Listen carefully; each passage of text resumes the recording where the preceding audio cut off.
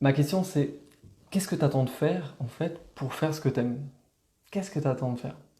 Parce que souvent en fait, on a l'indication, moi ce que j'observais, j'avais l'indication, toi-même, tu as les indications de ce qui te parle, de ce que tu aimes faire vraiment, on va dire en termes professionnels, en termes d'activité pro. Souvent ça tu l'as, il n'y a pas de souci. Donc ce que j'appelle le cœur. Donc je vous avais mis pas simple en fait parce que ouais, en effet c'est pas simple d'assumer, c'est pas toujours simple auprès des autres, notre entourage, d'assumer de faire ce qu'on aime vraiment. Et donc je vous ai mis voilà, vous avez une vision claire de votre direction. Vous savez ce que vous aimez faire, d'accord? J'ai mis un petit cœur. C'est ce que tu aimes, tes envies, tu les as en fait. Du coup, tu vois la direction d'où est-ce que tu voudrais aller. Si tu n'es pas connecté à tes envies, il n'y a pas de souci, il y a des moyens de s'y connecter. Il y a des outils, des méthodes qui permettent de s'y connecter. Les méthodes de connexion à ses potentiels. Bonjour, bienvenue. Voilà, donc en fait, tu veux aller là, d'accord? Tu veux te rendre ici. Ça, ce serait ton rêve. Mais il y a plein de barrages, d'obstacles qui te permettent pas en fait de connecter vraiment à la force en fait d'y aller et d'assumer ton chemin. Donc souvent je trouve ça inspirant en fait des personnes des témoignages de gens qui disent voilà moi j'ai toute ma vie je savais que je voulais faire ça, j'y suis allé, je me suis pas posé de questions et tu vois que c'est ces personnes-là qui ont réussi. Souvent ce qui se passe en fait c'est qu'il y a la voix de ta raison, d'accord? Il y a la voix de la raison qui dit ouais j'ai envie d'assurer la sécurité de l'emploi, j'ai envie de voilà j'ai envie d'assurer en fait quelque chose, donc du coup je vais aller faire des études de ça plutôt que d'écouter ce que j'ai envie de faire. Donc j'ai joué la voix de la raison. Donc pendant tout ce temps-là, je vais aller jusque-là. Et à un moment donné, ça va faire boum, bim, boum. Je vais me planter en fait. Je vais juste plus en pouvoir parce que en fait, d'aller vers ça, au bout d'un moment, ça va. Je vais rentrer soit dans une phase de burn-out, soit dans une phase de me rendre compte que en fait, ça le fait pas, j'aime pas ce que je fais.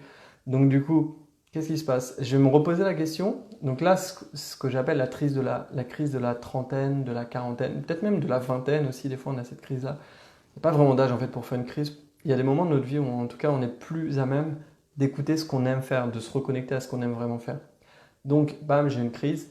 Et là, ensuite, je vais avoir à nouveau envie de retourner là. Mais sauf que là, ça va m'apparaître encore plus compliqué d'aller là. Parce que il y a tout ce capital temps là en fait que j'ai mangé.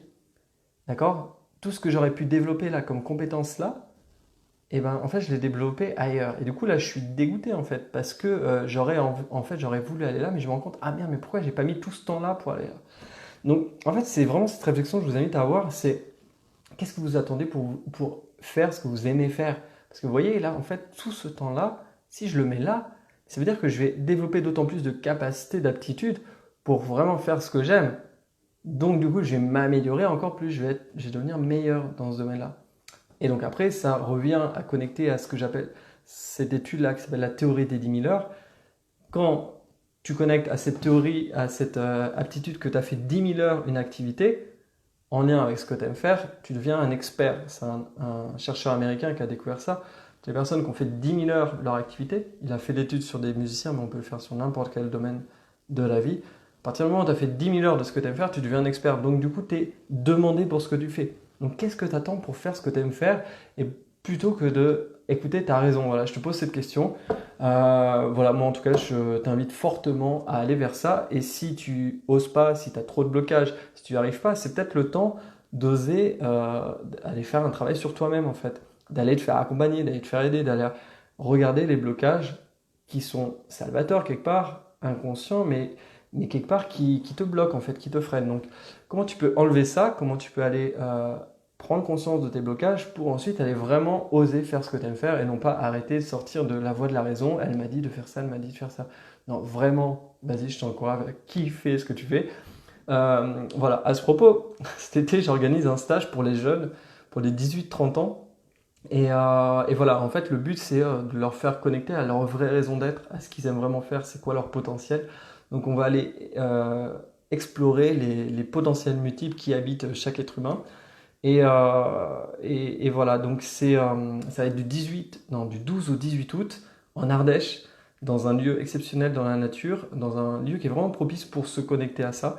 Donc voilà, se connecter à ses potentiels. Il y aura du yoga, il y aura des activités voilà, que je propose, connexion avec des films qui font sens. On va aller vraiment explorer cette question-là de trouver sa voie en connexion avec ce qu'on aime et non pas avec ce que les autres voudraient pour nous. Parce que si vous ne savez pas, mais c'est un des plus grands regrets des personnes sur leur lit de mort, c'est de dire j'ai fait la vie que les autres voulaient pour moi. Ça, c'est le regret numéro 1 des personnes sur leur lit de mort. Donc s'il vous plaît, faites ce que vous aimez, je vous invite à le faire. Je vous dis à très bientôt. Voilà, j'ai terminé pour aujourd'hui, pour cette petite réflexion sur plus on est jeune, plus c'est important de le faire, même s'il n'y a pas d'âge, parce qu'en effet, on peut encore, même si quand on est plus vieux, quand on vit cette phase de boom, quand on est plus vieux, on peut quand même aller vers ça. C'est juste ça va être un peu plus difficile, parce qu'on a des constructions mentales qui vont être plus challengeantes.